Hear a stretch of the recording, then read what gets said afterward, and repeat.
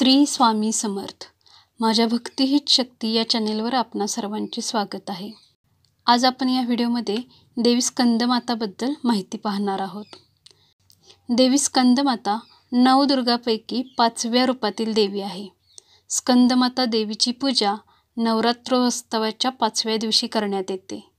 दुर्गा देवीचे स्कंदमाता स्वरूप प्रेम आणि वात्सल्याचे प्रतीक मानले जाते. स्कंद हे कुमार कार्तिकेय यांचं दुसरे नाव.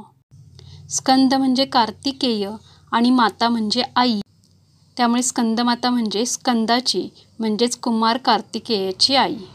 ही देवी कमळाच्या आसनावर विराजमान असते, म्हणून या देवीला पद्मासना असेही म्हटले जाते. स्कंदमाता ही चतुर्भुज आहे, म्हणजे या देवीला 4 हात आहेत.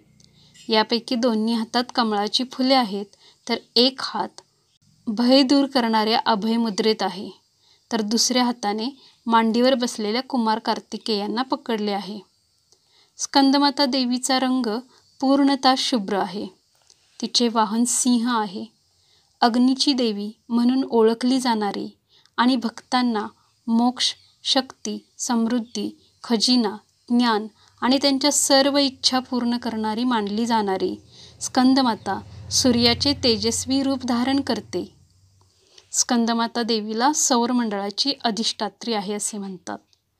स्कंदमाता देवीचे व्रत मुलांना दीर्घायुष्य मिळण्यासाठी अत्यंत फलदायी मानले जाते. स्कंदमाता देवीचे व्रताचरण केल्यास भाविकांच्या मनोकामना पूर्ण होतात. घरात सुख, शांतता, समृद्धी नांदते अशी मान्यता आहे. स्कंदमाता देवीचा आवडता रंग पिवळा आहे. पिवळा रंग हा उत्साह आणि चैतन्याचे प्रतीक मानण्यात येतो. मंत्र: ओम देवी स्कंदमाताये नमः. या देवी सर्वभूतेषु मा स्कंदमातारूपेण संस्थिता. नमस्तस्यै नमस्तस्यै नमस्तस्यै नमो नमः. स्तुतिमंत्र: सिंहासनगता नित्यं पद्माश्रितकरद्वया. शुभदास्तु सदा देवी स्कंदमाता यशस्विनी. तर अशी ही होती स्कंदमाता देवीबद्दल माहिती. तुम्हाला ही माहिती आवडली असेल तर नक्की लाईक करा, शेअर करा आणि माझ्या चॅनेलला सबस्क्राईब करा. इतर काही व्हिडिओसाठी डिस्क्रिप्शन बॉक्स नक्की पहा. पुन्हा भेटूया लवकरच एक नवीन व्हिडिओ घेऊन. तोपर्यंत श्री स्वामी समर्थ.